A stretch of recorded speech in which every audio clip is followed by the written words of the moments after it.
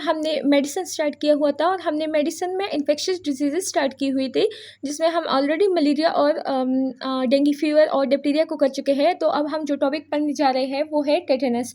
Tetanus में हम सबसे पहले एक केस सिनारियो देखेंगे। तो केस सिनारियो ये है, ए 35-year-old farmer working bare feet in the field had a tribal injury from a rusted metallic piece 10 days ago, presented to the OPD with difficult opening in the mouth and violent bouts of spasm on movement and noise. So this is a history. इस history में क्या है, एक farmer है जो कि अपनी खेतों में काम कर रहा है और उसने जूती जो है वो नहीं पहनी हुई है, जिसकी वजह से उसको ज़ख्म आ गया और वो ज़ख्म जो है उसको चोट लग गई। चोट जो है वो एक मेटालिक पीस की वजह से लग गई और 10 दिन अगो और 10 दिन के बाद वो जब ओबीडी में आता है तो वो इस कंप्लेंट के साथ आता है कि मुझे मुंह खोलने में मसला है और मुझे मुंह खोलने में मसला है और जो मेरे एंगल ऑफ माउथ की जो मेरी माउथ की जो मसल्स है तो उसमें अचानक से स्पाज़म हो जाती है मूवमेंट पर और शोर की वजह से। यानी शोर जब होता है या फिर जब मैं कुछ गाने की कोशिश करता हूँ या फिर बात करने की कोशिश करता हूँ तो मुझे स्पाज़म हो जाता है अचानक से। जो मेरी जो मुंह है उसके इर्द गिर्द जो मसल है उसकी स्पाज़म हो जाती है। तो चूँकि वो एक फार्मर है, उसने जूते भी नहीं पहने थे और उसकी वजह से उसको एक चोट लग गई और तो बहुत से चांसेस है कि हम जानते हैं कि क्लोस्ट्रीडियम टेटनाई एक बैक्टीरिया है जो कि सॉइल में होती है, जो कि मिट्टी में होती है, मौजूद होती है। तो चूँकि वो खेत में काम कर रहा था और वहाँ पे एक metal rusted piece of metal था, यानी बहुत सालों से एक मेटल पीस पड़ा हुआ था, तो वो भी इस सॉइल की वजह से कंटेमिनेटेड था और बहुत चांस है कि इस बैक्टीरिया ने इस मेटल पीस को कंटेमिनेटेड किया था और उसकी वजह से जब पेशेंट को चोट लग गई तो उसकी वजह से उसको इन्फेक्शन हो गया क्लोस्ट्रीडियम टेटनाई का और टेटनस की वजह से उसकी जो लॉकजा की फीचर है, यानी उसकी वजह से वो अपना मुंह नहीं खोल सकता और उसको स्पाज़म हो गया। तो हमारा जो डायग्नोसिस है वो टेटनस है। एजेंट जो है वो क्लोस्ट्रीडियम टेटनाई है। यूजुअली तो ह्यूमन और एनिमल्स के गट में पाया जाता है, लेकिन इसके अलावा सॉइल में भी होता है। इसके अलावा ये जब ट्रांसफ़र होता है तो या वुंड्स के ज़रिए ट्रांसफ़र होता है या फिर आईवी ड्रग यूज़र और फार्मर में कॉमन है। यानी हमारे केस सिनारियो में या फार्मर की हिस्ट्री होगी या आईवी ड्रग यूज़र की, जैसे कि यहाँ पे मौजूद था। इसके अलावा अगर एनिमल और ह्यूमन जो एक्सक्रीटा होता है तो उसमें उस स्पोर रिलीज़ होते हैं सॉइल में और ये स्पोर जो है ये बहुत सालों तक सॉइल में रहते हैं और ये जो है एनवायरनमेंट इस पे इफ़ेक्ट नहीं करती। तो ये रेजिस्टेंट होते हैं हर तरह के एनवायरनमेंट को, तो ये सॉइल में बहुत सालों तक रहते हैं और जब कंडीशन फेवरेबल हो जाती है तो ये स्पोर जो है ये जर्मिनेट करके एनारोबिक बैक्टीरिया जर्मिनेट करके क्लोस्ट्रीडियम टेटनाई में मल्टीप्लाई हो जाते हैं। इसके अलावा ये है कि ये बैक्टीरिया जो है ये एनारोबिक कंडीशन में ये स्पोर जो है एनारोबिक कंडीशन में मल्टीप्लाई होता है। तो अब एनारोबिक कंडीशन में कब होती है, जब हमारे पास टिश्यू में नेक्रोसिस हो जाए, अगर पेशेंट की कोई स्किन इन्फेक्शन हो और टिश्यू नेक्रोसिस हो तो उसमें एनारोबिक कंडीशन बन जाती है। या फिर अगर पेशेंट को कोई और इन्फेक्शन हो तो उसकी वजह से उसकी बॉडी में ऑक्सीजन टेंशन लोअर होती है, तो उसकी वजह से भी जब डिप्टीरिया मल्टीप्लाई हो सकता है। अगर स्पोर उसकी बॉडी में एंटर हो जाए तो वो मल्टीप्लाई करके बैक्टीरिया बना सकता है। अब ये है कि अगर डिलीवरी के दौरान हम अम्बिलिकल कॉर्ड को जो है स्टेरिलाइज तरीके से नहीं काटें और उसको स्टम्प करने के वक्त अगर अनइन्फेक्टेड अनस्टेरिलाइज इंस्ट्रूमेंट यूज़ करें तो उसकी वजह से टेटनस न्यूनेटोरम भी हो सकता है और ये एक किलर डिजीज़ है एडल्ट में, चिल्ड्रन में और न्यूनेट में डेवलपिंग कंट्रीज़ में। इसके अलावा अगर न्यू बॉर्न इफेक्ट हो जाए तो उनमें 100% मोर्टेलिटी है, लेकिन अगर एडल्ट और चिल्ड्रन इफेक्ट हो जाए तो उनमें 40% मोर्टेलिटी है। पैथोजेनेसिस ये है कि जो बैक्टीरिया है वो एनारोबिक कंडीशन में मल्टीप्लाई होता है। इसके अलावा ये है कि अगर बैक्टीरिया किसी एक जगह को इन्फेक्ट कर ले तो वो वहीं पर लोकलाइज रहता है, फैलता नहीं है, लेकिन वो एक एक्सोटॉक्सिन रिलीज करता है और वही एक्सोटॉक्सिन ब्लड में जब जाता है तो टॉक्सीमिया काज करके डिफरेंट जगहों पर जाता है और जो CNS है यानी मोटर नर्व सेल और मोटर नर्व एंडिंग है तो उसकी एफिनिटी ज़्यादा होती है इस एक्सोटॉक्सिन के लिए, तो ये ब्लड के ज़रिए मोटर नर्व सेल और एंडिंग में पहुंच जाता है, और जब एंटीरियर हॉर्न सेल को इफेक्ट कर ले एंटीरियर हॉर्न सेल को, तो फिर रिजिडिटी और कन्वर्जन काज करता है। जो इंक्यूबेशन पीरियड है, तो अगर वो शॉर्ट होगा तो डिजीज़ ज़्यादा सीवियर होगी और प्रोग्नोसिस उतनी ही बुरी होगी। जो हमारे पास सबसे पहला सिम्टम होता है तो वो ट्रिस्मस होता है, जिसको हम लोकजा भी कहते हैं। इसमें जो मेसेटर मसल है तो उसकी स्पाज्म हो जाती है, उसकी वजह से हमारे पेशेंट को डिफ़िकल्टी होती है in opening the mouth and difficulty in mastication. So the lockjaw in this condition is basically painless.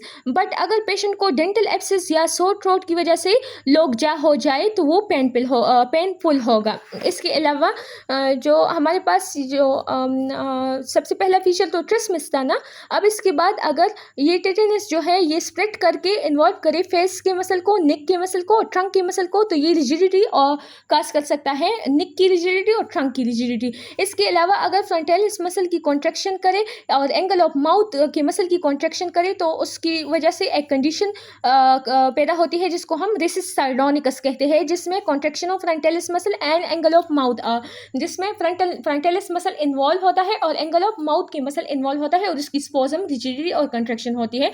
इसको हम रेसिस सार्डोनिकस कहते हैं।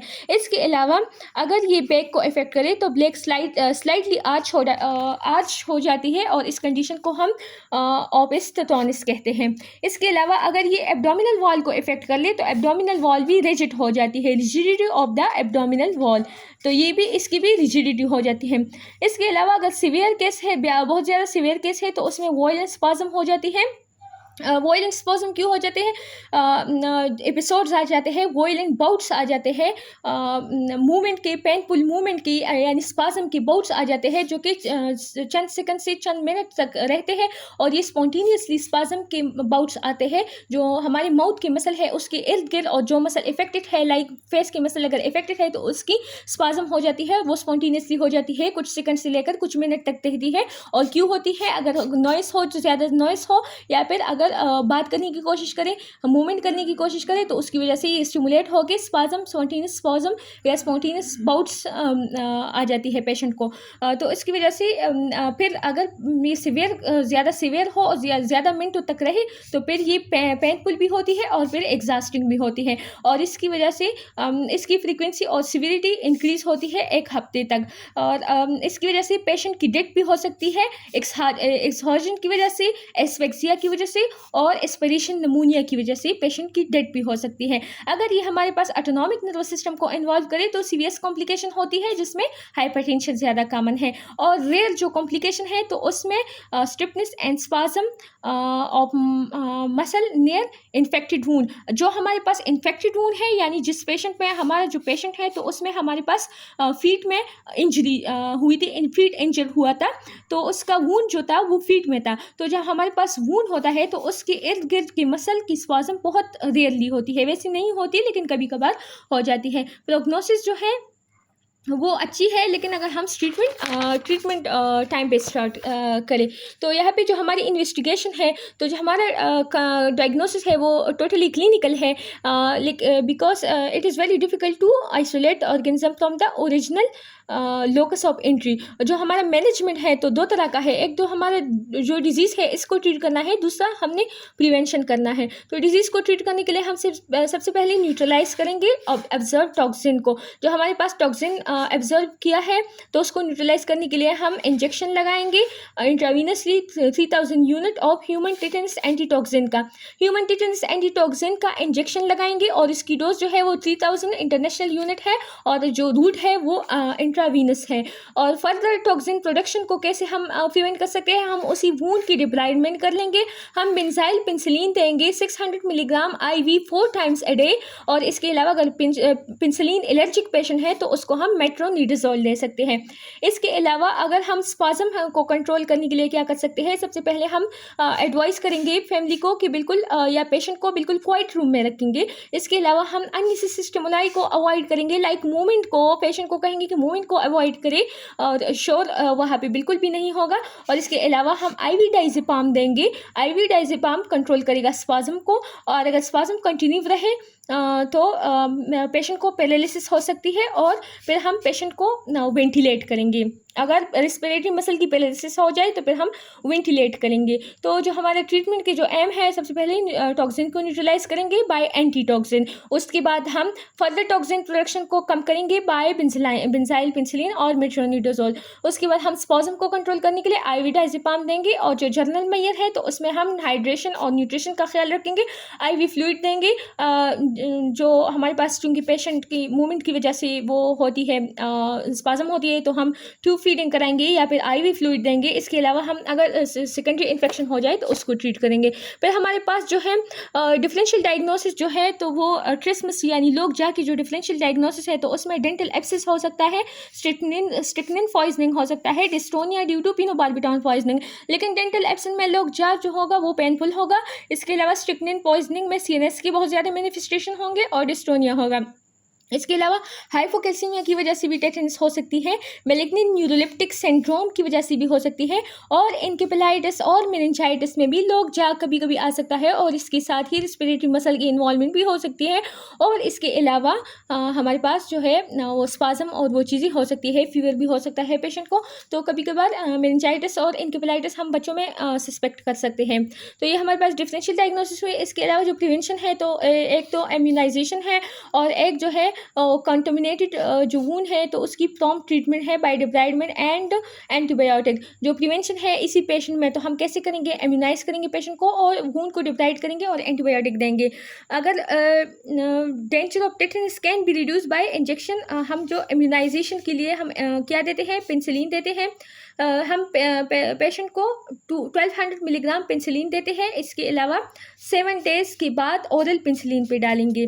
जो हमारे पास एंटीबायोटिक हम यूज़ करते हैं ना, तो उसमें पेनिसिलिन है, आईवी पेनिसिलिन पहले देंगे और फिर उसके बाद ओरल पेनिसिलिन देंगे। अगर पेशेंट पेनिसिलिन एलर्जिक हो तो मैक्रोलाइड यानी एरिथ्रोमाइसिन ग्रुप दे सकते हैं। इसके अलावा अगर रिस्क ऑफ टेटनस प्रेजेंट हो, फिर भी अगर ट्रीटमेंट के बावजूद भी टेटनस प्रेजेंट हो, तो फिर हम पेशेंट को इम्यूनाइज करेंगे टेटनस एंटीटॉक्सिन के साथ। 250 इंटरनेशनल यूनिट देंगे, और 1 मंथ के बाद और फिर 6 मंथ के बाद रिपीट करेंगे इस डोज को। इसके अलावा जो पेशेंट पहले से इम्यूनाइज हो तो उसको बूस्टर डोज लगाएंगे। ये जो एंटीटॉक्सिन है ये उन पेशेंट के लिए है जो पहले से इम्यूनाइज नहीं है। सबसे पहले तो हमने पेशेंट को ट्रीट किया एंटीबायोटिक से और डिब्राइडमेंट की वूंड की, उसके बाद हमने पेशेंट को इम्यूनाइज किया। अब अगर पेशेंट को इम्यूनाइज किया 1 मंथ और 6 मंथ के बाद दोबारा से डोजेस दे दिए, लेकिन अगर उसने पहले से ये वैक्सीन ली हुई है तो फिर हम ये ट्रीटमेंट नहीं करेंगे, फिर हम बूस्टर डोज देंगे। इसके अलावा जो कॉम्प्लिकेशन टेटनस की वजह से हो सकती है तो ये ब्रोंकोनिमोनिया है। इसके अलावा रेस्पिरेटरी फेलिवर हो सकती है। ब्रोंकोनिमोनिया और रेस्पिरेटरी फेलिवर की वजह से डेथ भी हो सकती है, और मसल टेयर भी हो सकती है, एक्सहॉर्शन की वजह से, स्पाज़म की वजह से, पैरालिटिक इलियस भी हो सकता है, hyperpyrexia, dehydration and vein thrombosis. तो ये सारी कॉम्प्लिकेशन हुई। इसके साथ हमारा लेक्चर ख़त्म होता है। Thank you. If you are liking my videos, so please subscribe to my channel and share your feedback in the comment section.